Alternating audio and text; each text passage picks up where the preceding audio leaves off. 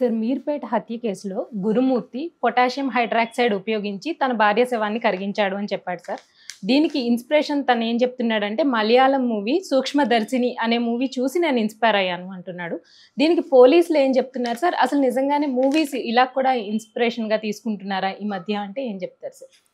Yeah మామూలుగా హత్య చేయాలనుకున్నప్పుడు ఇన్స్పిరేషన్ ఎక్కడి నుంచైనా తీసుకోవచ్చు. మామూలుగా cinema mimics society mimics cinema అంటారు. అంటే సినిమా సొసైటీ నుంచి ఇన్స్పైర్ అవుతుంది, అగైన్ సొసైటీ కూడా సినిమా నుంచి కూడా ఇన్స్పైర్ అవుతుంది, both positive and negative. So ఇప్పుడు ఏంటంటే ఒక హత్య చేయాలి, హత్య చేసిన తర్వాత శవాన్ని ఎట్లా మాయం చేయాలి అనేది బేసిక్గా, హత్య ఎలా చేయాలి, దాని తర్వాత శవాన్ని ఎలా మాయం చేయాలి అనేది బేసిక్. హంతకులు అందరికి కూడా ఈ సమస్య ఉంటుంది. సో ఈ సమస్యకి హత్య ఎలా చేయాలనే దానికి ఇన్స్పిరేషన్ ఏంటి? రియల్ సంఘటనలు అనేక జరుగుతుంటాయి, దాని నుంచి ఇన్స్పిరేషన్. అంటే ప్రతి ఒక్కరికి అన్ని మెథడ్స్ పనికిరావు.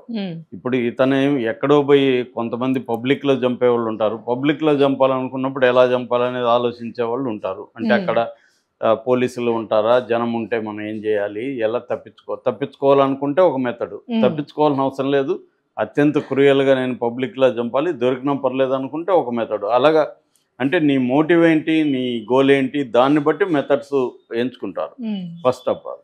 రెండోది ఆ మెథడ్స్ని ఎన్ని రకాల మెథడ్స్ ఉన్నాయి, మనకి ఏది సూట్ అవుతుంది. సో అలా అనుకున్నప్పుడు ఏంటంటే గూగుల్లో సెర్చ్ చేయొచ్చు. ఇవాళ క్రైమ్ అనేది మన లైఫ్లో అనేక రూపాల్లో అనేక రకాలుగా ఉంది. రియల్ ఇన్సిడెంట్లు కూడా ఎప్పుడూ లేనంతగా ఇప్పుడు రిపోర్ట్ అవుతున్నాయి మీడియా. ఎందుకంటే పెరగడం వల్ల చిన్న చిన్న మారుమూలలో జరిగే హత్యలు కూడా మనకి భూతద్దాల్లో వేసి దాన్ని డీటెయిల్గా చూపిస్తున్నారు. సో అందువల్ల దీన్ని చూసిన వాళ్ళు ఖచ్చితంగా ఇన్స్పైర్ అవుతారు. అలాగే సినిమా స్క్రిప్ట్ రాసేటప్పుడు కూడా ఏం చేస్తారు, ఇప్పుడు నేను ఒక హత్య గురించి సినిమాలో రాయాలి, అప్పుడు నేనేం చేస్తాను, గతంలో ఎలాంటి మెథడ్స్ ఆఫ్ కిల్లింగ్స్ ఉన్నాయి ఇవన్నీ నేను చూస్తాను, సమాజం నుంచి నేను తీసుకుంటాను. లేదు గతంలో వచ్చిన సినిమాలో అవన్నీ కూడా నేను పరిశీలించి దాంట్లో నాకు నచ్చిన స్టైల్ ఆఫ్ మర్డర్ని నేను కొద్దిగా అడాప్ట్ చేసి పెట్టేస్తాను అన్నమాట. ఇది చూసి ఇంకెవరో ఎక్కడో మర్డర్ చేయొచ్చు, ఇదొక సైకిల్ అన్నట్టు. సో అలాంటి దీంట్లో ఇప్పుడు ఈ మీర్పేటకు సంబంధించిన వెంకటమాధవ్ అనే ఒక మహిళను, భార్యను వాళ్ళ భర్త గురుమూర్తి చంపాడు. మనకి అది గత కొంతకాలం నుంచి వస్తుంది. ఇది యాక్చువల్గా అతను చంపింది జనవరి 15th. జనవరి 16th, 17th అతను మాయం చేసే కార్యక్రమంలో ఉన్నాడు. అతనికి నేను నిన్న కూడా చెప్పాను, ఆ బిల్డింగ్ అనేది 4 ఫ్లోర్ల ఇండిపెండెంట్ హౌస్, అందులో ఈయన 3rd ఫ్లోర్లో బ్యాక్ వైపు ఉంటాడు, వెనక వైపు ఉంటాడు. ఆ రోజు సంక్రాంతి ఫెస్టివల్ కాబట్టి ఆ ఇంట్లో ఉండాల్సిన వాళ్ళు ఎవరు లేరు. ఈయనకి ముందున్న వాళ్ళు బెంగళూరు వెళ్ళిపోయారు. ఆ బిల్డింగ్లో ఉన్న వాళ్ళకి స్మెల్గానే లేరు కాబట్టి. సో కాబట్టి ఆయన ఆ టైం ఎంచుకున్నాడు. ఇంట్లో కూడా ఎవరు లేరు, పిల్లల్ని వాళ్ళ సిస్టర్ ఇంట్లో వదిలేసి ఇచ్చారు. సో ఆ టైం ఎంచుకొని చంపాడు. ఫస్ట్ చంపిన తర్వాత ఆయన బాడీని మాయం చేయడం కోసం చూసినప్పుడు ఇప్పుడు రకరకాల పద్ధతుల్లో ఆయన చేశాడు. ఇంటర్నెట్ చూశాడు, యూట్యూబ్ వీడియోలు చూశాడని చెప్పారు. కొత్తగా ఇప్పుడు పోలీసులు ఎందుకంటే అఫిషియల్గా ఇంకా దీని మీద ఒక అఫిషియల్ కథనం చెప్పలేదు, కానీ లీక్లు అయితే అవుతున్నాయి, మామూలుగా లీక్లు అయిపోతుంటాయి. సో అలా లీక్ అయిన కొత్త విషయం ఏంటంటే ఇతను రీసెంట్గా నీకు ఈ ఐడియా ఎలా వచ్చింది అని అడుగుతారు కదా. ఎందుకంటే ఇది మామూలుగా అందరూ హంతకులు చేసే పని కాదు.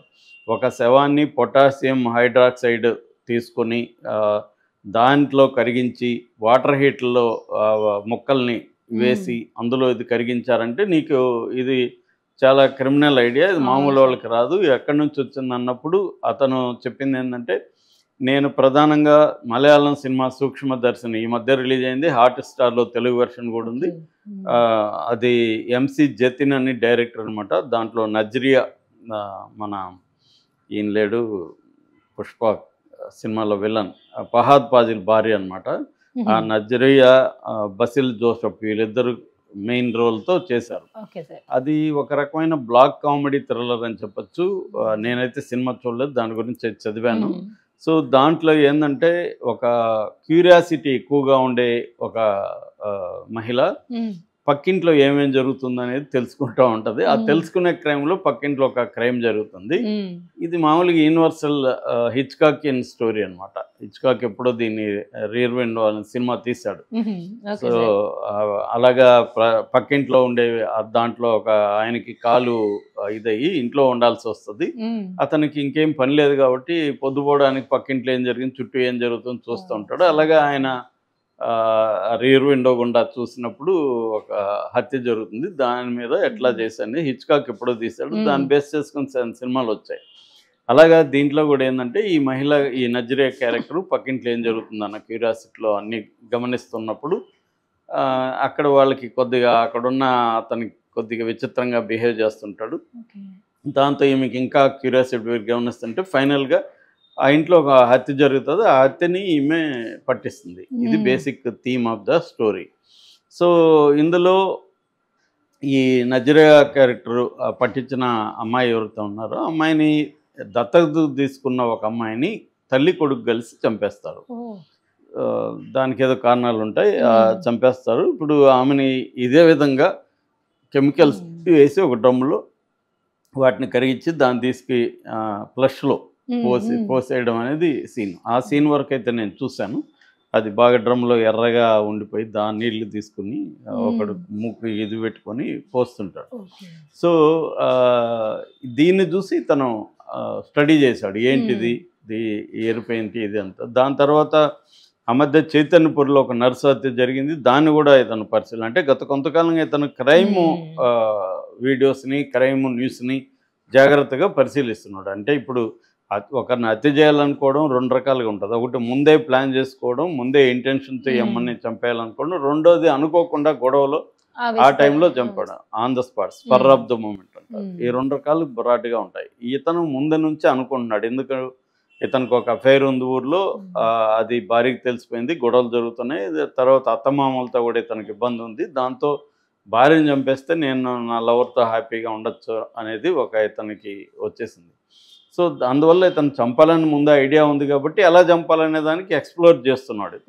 ఆ ఎక్స్ప్లోరేషన్లో ఇతనికి రకరకాల పనికొచ్చా. ఇందులో కొత్తగా ఏంటంటే సూక్ష్మదర్శిని అనే ఇది కూడా పనికొచ్చా. అంతకుముందు కూడా దృశ్యం సినిమా కూడా ఇలాగ చాలామంది క్రైమ్ నుంచి ఎలా తప్పించుకోవాలో, ఎలా కారణాలు అంటే ఎట్లా ఎస్టాబ్లిష్ చేయాలి మన సాక్ష్యాల్ని అనేది డీటెయిల్గా ఉంటుంది దృశ్యంలో కూడా. దాన్ని చూసి చాలామంది రియల్ లైఫ్లో కూడా క్రైమ్ చేశారని. ఎప్పుడైనా పాపులర్ సినిమాలు జరిగినప్పుడు అందులో క్రైమ్ ఎలా జరుగుతుంది, క్రైమ్ నుంచి ఎలా తప్పించుకున్నారు అనేది. ఎందుకంటే జనరల్గా హీరో క్యారెక్టరు క్రైమ్ నుంచి తప్పించుకుంటుంటాడు పోలీసుల మ్యాన్పుల్. నిజానికి రియల్ లైఫ్లో అది ఆల్మోస్ట్ సాధ్యం కాదు. మనకి చూస్తే 99% కేసుల్లో పోలీసులు కానీ ఒకవేళ వాళ్ళు సీరియస్గా అనుకోకపోతే వేరే విషయం కానీ అనుకుంటే మాత్రం దొరకడం అయితే ఖాయం. దొరికినాక మన జస్టిస్ సిస్టమ్ని, క్రిమినల్ జస్టిస్ సిస్టమ్ని ఎలా మ్యానిపులేట్ చేయొచ్చు అనేది వేరే కథ. కానీ దొరకకుండా ఉండడం చాలా డిఫికల్ట్. అదేదో కొన్ని వివేకానంద రెడ్డి కేసులో ఇప్పటికి కూడా ఏం తేలలేదు. అలాంటి తప్ప మామూలు హంతకులు ఎవరైనా ఇవాళ దొరికిపోతారు. ఎందుకంటే టెక్నాలజీ అడ్వాన్స్డ్ వచ్చింది. అలాగా ఇప్పుడు దీంట్లో కూడా ఇతను క్లీన్గా బాడీ అంతా కరిగిచ్చేసి పోసేసినా కూడా ఇప్పుడు ఇక్కడ కూడా టెక్నాలజీ ఉపయోగించారు. నిన్న నేను చెప్పాను, అది బ్లూరే టెక్నాలజీ అండ్ ఫ్లూరోసెంట్ కెమికల్స్, ఈ రెండు రకాల టెక్నాలజీలో ఉపయోగించారు. బ్లూరే టెక్నాలజీ ఏమో ఎముకల పొడి, ఎముకల అవశేషాలు అవి ఉంటే అది పట్టుకుంటుంది. అంటే ఒక లైట్ వేయడం ద్వారా, ఫ్లూరోసెంట్ లైట్ వేయడం ద్వారా స్మాల్ పార్టికల్స్ కూడా మెరుస్తాయి అన్నమాట. అది బ్లూరే టెక్నాలజీ. ఇక రెండవదేమో ఫ్లూరోసెంట్ కెమికల్స్. ఫ్లూరోసెంట్ కెమికల్స్ని చల్లడం వల్ల, అంటే లూమినాలు, బ్లూ స్టారు, లూమినస్, ఫ్లూరెన్స్ ఇలాంటి కెమికల్స్ ఉన్నాయి. ఈ కెమికల్స్ని ఫ్లూరోసెంట్ కెమికల్స్ అంటారు. వీటిని చల్లడం వల్ల బ్లడ్ అక్కడ ఎండిపోయో చిన్నగా ఉంటే కూడా బ్లడ్ కూడా మెరుస్తుంది అన్నమాట. దీన్ని అందుకని ఫ్లూరోసెంట్ కెమికల్స్ అంటారు. ఫ్లూరోసెంట్ అంటే మెరవడం. సో అలాగా